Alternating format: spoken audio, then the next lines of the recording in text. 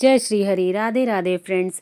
मकर संक्रांति पर आप यदि घर में स्नान करते हैं तो कुंभ स्नान का फल आपको कैसे मिले, यही आपको आज मैं इस वीडियो में बताऊंगी। यदि आप कुंभ स्नान के लिए नहीं जा सके हैं, गंगा स्नान के लिए नहीं जा सकते हैं, तो आप घर पे कैसे स्नान कीजिए, आइए हम जानते हैं। तो यदि आप घर पे स्नान कर रहे हैं तो आपको स्नान के जल में थोड़ा सा गंगा जल मिलाना होता है। लेकिन यदि आप उस दिन गर्म जल से स्नान करते हैं तो उसमें आप गंगा जल नहीं मिला सकते हैं, क्योंकि गर्म जल में गंगा जल मिलाने का कोई फल नहीं होता है। तो इसलिए आपको उस दिन शीतल जल से ही स्नान करना है। शीतल यानी बहुत ही ठंडा जल नहीं, जो नॉर्मल जल आपके चापाकल या बोरिंग से निकलता है, मोटर चलाने से निकलता है, वही पानी से आपको स्नान करना होता है। तो सभी लोगों को तो संभव नहीं है कि वो गंगा जी में ही स्नान करें।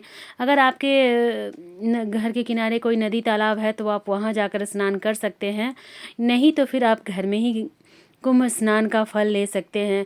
तो इसके लिए आपको देखिए क्या करना होगा कि आप जो नहाने का जल होता है उसमें थोड़ा सा तिल का तेल, क्योंकि इस दिन तिल का भी बहुत बड़ा महत्व है। सारे तीर्थ बार बार होते हैं और घर में हमेशा ही तीर्थ होता है, यही कहा जाता है। तो आप सारे तीर्थ मानकर घर में ही स्नान कर सकते हैं और उसी से ही आप अपना गंगा जमुना सरस्वती तीनों माताओं का ध्यान करते हुए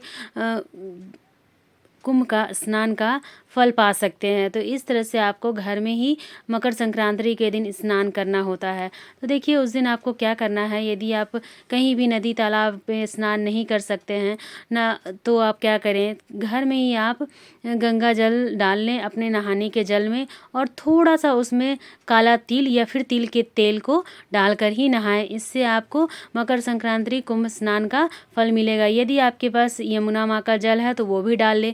सरस्वती माँ तो वैसे भी लुप्त होती हैं, उनका जल तो इतनी आसानी से नहीं मिलता है। तो गंगा और यमुना का जल आप अपने घर के जल में मिलाकर ही स्नान कर सकते हैं। तो इस तरह से आपको कुंभ स्नान का फल मिलेगा।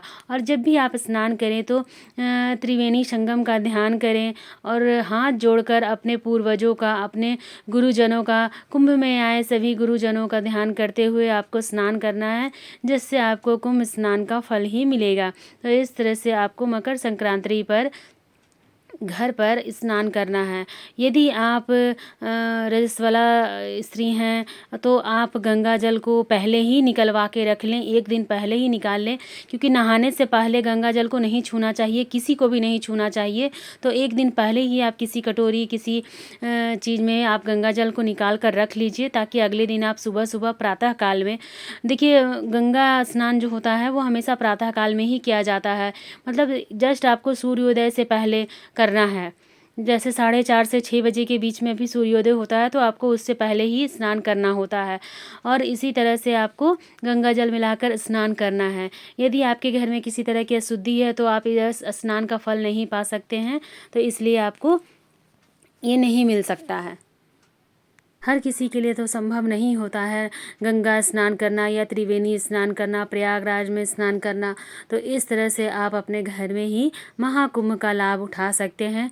घर पे ही आप मकर संक्रांति को इसी तरह से स्नान कीजिए और स्नान के बाद दान आदि करके ही आप पूजन कीजिए। जैसे भी आप अपने घर में नित्य करते हैं, अपने घर के, अपने कुल देवी देवताओं का नियमित जैसे पूजा करते हैं, आपको वैसे ही करना है।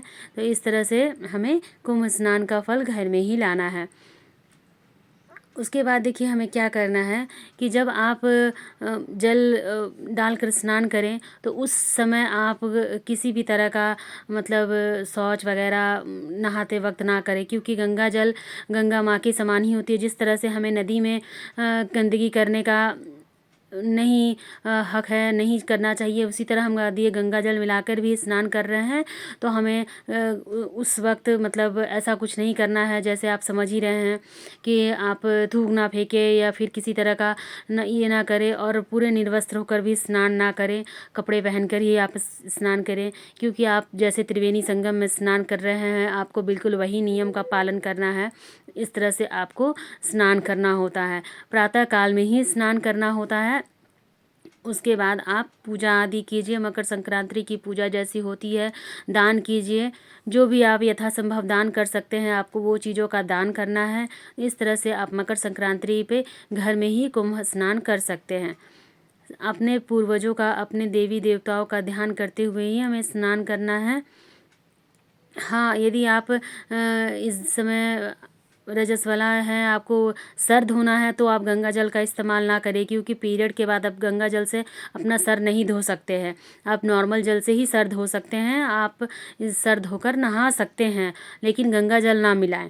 गंगा जल के बिना ही आप सर धोकर स्नान कर सकते हैं, क्योंकि इस दिन खिचड़ी का पर्व होता है, तो खिचड़ी का दान भी बहुत शुभ होता है। तो इस तरह से आपको घर में ही गंगा जल मिलाकर स्नान भी करना है और सूर्य देवता को गंगा जल मिलाकर जल भी चढ़ाना है। इस दिन सूर्य देवता की भी विशेष पूजा होती है। इसका वीडियो भी मैंने अपने चैनल पर डाल रखा है, आप वहां से जाके देख सकते हैं कि आप घर में सूर्य देवता की बहुत ही विशेष पूजा मकर संक्रांति पर कैसे कर सकते हैं, कैसे आप सूर्य देवता की विशेष कृपा पा सकते हैं। आप यदि नदी में स्नान करने जाते हैं तो आप सारी सामग्री वहीं लेते जाइए, पूजा का समय वहीं कर लीजिए, उसी वक्त कर लीजिए। जल वहीं कुंड में ही आपको सूर्य देवता को जल देना है। लेकिन यदि आप घर में पूजा करते हैं, घर में स्नान करते हैं, तो फिर आपको नियमित रूप से किस तरह से सूर्य देवता की पूजा करनी है, इसका वीडियो मैं चैनल पर डाल चुकी हूँ, आप वहाँ से देख लीजिए। तो आप सभी लोग मकर संक्रांति पर कुंभ स्नान का फल उठाइए और इसी तरह से अपने घर पर स्नान आदि पूजा दान वगैरह सभी कीजिए। सभी चीज़ों से रिलेटेड वीडियो मेरे चैनल पर आ चुका है, आप वहां से जाकर अपना डाउट क्लियर कर सकते हैं। इसके बाद भी आपको कोई डाउट हो तो मुझसे कमेंट करके ज़रूर पूछिएगा, मैं आपके कमेंट का आंसर ज़रूर दूँगी, बहुत ही जल्दी उत्तर दूँगी, कोशिश करूँगी। आपको मेरा वीडियो कैसा लगा कमेंट करके ज़रूर बताइएगा। अच्छा लगे तो लाइक कीजिएगा, सब्सक्राइब कीजिएगा और शेयर कीजिएगा। बाय बाय दोस्तों।